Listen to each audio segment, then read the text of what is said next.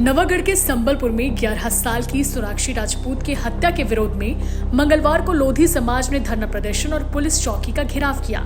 इसमें बेमेतरा जिला कांग्रेस कमेटी के अध्यक्ष आशीष छाबड़ा, पूर्व कैबिनेट मंत्री गुरुरुद्र कुमार, पूर्व विधायक गुरुदयाल सिंह बंजारे भी शामिल हुए।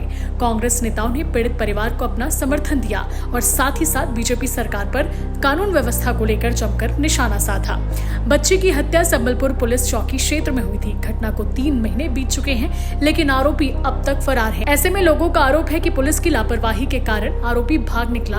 इससे साफ है कि अपराधियों में कानून का कोई भी खौफ नहीं है। धरना स्थल पर आशीष छाबड़ा ने कहा कि यह संघर्ष सिर्फ एक परिवार का नहीं है। सोनाक्षी पूरे समाज की बेटी थी।